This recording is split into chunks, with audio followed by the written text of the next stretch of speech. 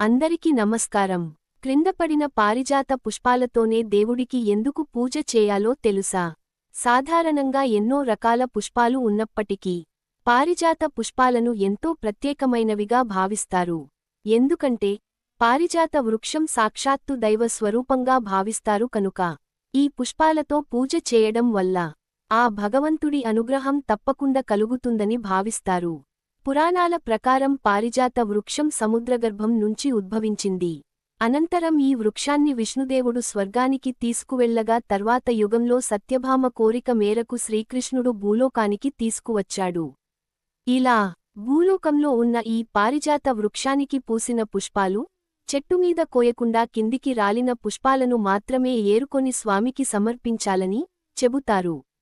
అలా కింద పడిన పుష్పాలతో స్వామికి ఎందుకు పూజ చేయాలి అనే విషయాలు చాలా మందికి తెలియకపోవచ్చు.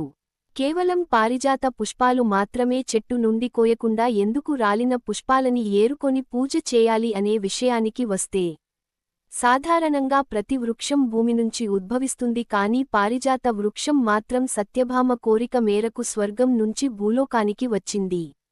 ఇలా స్వర్గం నుంచి భూలోకంలోకి రావడం వల్ల ఈ వృక్షం నుంచి పూసిన పుష్పాలు మొదటిగా భూమిని తాకిన తర్వాత భగవంతుడికి సమర్పించాలని చెబుతారు.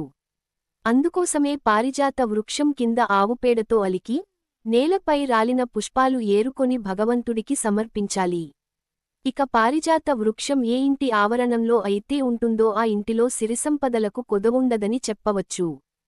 పారిజాత పుష్పాలు 9 రకాలు.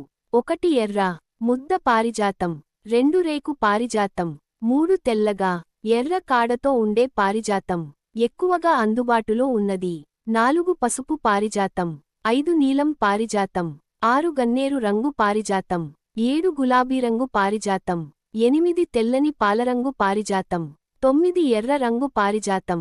ఎరుపు రంగు పారిజాతంతో విష్ణువును ఆరాధించరాదు. ఎరుపు తమోగుణం, విష్ణువు సత్వగుణం. పారిజాత పుష్పాలు క్రింద పడిన వాటినే వాడాలి.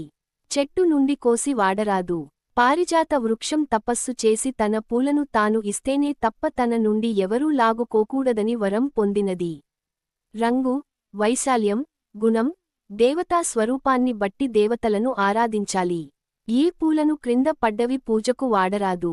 ఒక్క తెల్లగా ఎర్రని కాడతో పారిజాత పువ్వు తప్ప. భూస్పర్శ, మృత్తికా మట్టి స్పర్శ, జలస్పర్శ, హస్తస్పర్శ, తరువాత స్వామి స్పర్శ. ఈ 5 స్పర్శలతోనూ పంచ మహాపాతకాలను పోగొట్టేదే పారిజాతం. స్వస్తి.